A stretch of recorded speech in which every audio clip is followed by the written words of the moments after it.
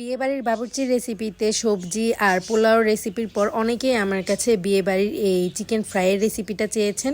বাবুর্চির হাতে রান্না করা চিকেন ফ্রাইয়ের সম্পূর্ণ রেসিপিটা আমার কাছে নেই, তো যতটুকুই আছে ততটুকুই এডিট করে আপনাদের সাথে আমি শেয়ার করছি। চিকেন ফ্রাইটা বানানোর জন্য প্রথমে চিকেনগুলোকে সিদ্ধ করা হয়েছে, আর সিদ্ধ করার জন্য শুধু পানিতে সিদ্ধ করেনি, এখানে একটা মশলা অ্যাড করেছে। চিকেনের সাথে আদা, রসুন, হলুদ, মরিচের গুঁড়া, তারপর ফুড কালার, টমেটো সস সহ আরও যত রকমের গরম মশলা আছে সবকিছু একসাথে মিশিয়ে প্রায় 80% মতো একটু সিদ্ধ করে নিয়েছে।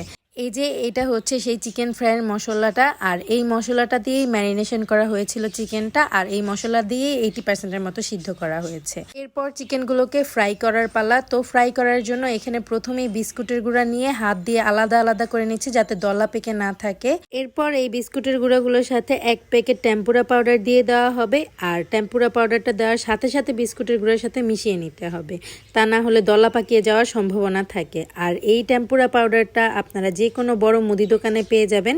এরপর এখানে দিয়ে দেওয়া হচ্ছে ময়দা, আরও দিয়ে দেওয়া হচ্ছে চালের গুঁড়া, আর আপনারা কিন্তু আপনাদের পরিমাণ অনুযায়ী সবকিছু অ্যাড করবেন। ঝাল আর কালারের জন্য এখানে দিয়ে দেওয়া হলো লাল মরিচের গুঁড়া। এরপর এখানে অ্যারারুট বার্লি ইউজ করা হচ্ছে, আপনারা চাইলে এখানে কর্নফ্লাওয়ারও ইউজ করতে পারেন। সবশেষে এর মধ্যে দিয়ে দেওয়া হচ্ছে বেসন, আর এখন সবকিছু একসাথে খুব ভালোভাবে মিশিয়ে নিচ্ছে।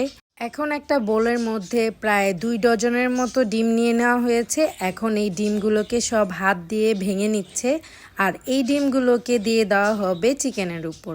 আর চিকেনের উপর ডিমগুলো একেবারে ঢেলে দেওয়া হয়নি, এভাবে ছড়িয়ে ছড়িয়ে চিকেনের উপর ডিমগুলো দিয়ে দেওয়া হচ্ছে। আর এটাকে কিন্তু ডিম দেওয়ার পর কোনোভাবেই মাখানো যাবে না, তাহলে কিন্তু চিকেনগুলো ভেঙে যাবার সম্ভাবনা থাকে। এখন চিকেনগুলো ফ্রাই করার আগের প্রসেসিংয়ে চলে এসেছে। ডিমে চুবানো চিকেনগুলো একটা একটা করে বিস্কুটের গুঁড়ার ভিতরে খুব ভালোভাবে মিশিয়ে তারপরে আলাদা করে একটা বোলের মধ্যে রাখছে। চিকেনগুলো বিস্কুটের গুঁড়ার সাথে হাত দিয়ে চেপে চেপে খুব ভালোভাবে মিশিয়ে নিচ্ছে যাতে চিকেনের কোনো জায়গা যেন খালি না থাকে। আর আমার কাছে এই প্রসেসিংটা খুব বেশি কষ্টসাধ্য মনে হয়েছে।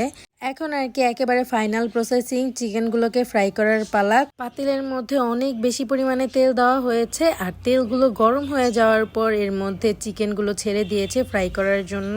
চিকেনগুলোকে হাই হিটে 8 থেকে 10 মিনিটের মতো ফ্রাই করা হয়েছে, আর এর মধ্যেই 100% সিদ্ধ হয়ে গিয়েছে। আর চিকেন ফ্রাইগুলো খেতেও অনেক বেশি মজাদার ছিল, উপরের কোটিংটা সবচেয়ে বেশি মজাদার ছিল।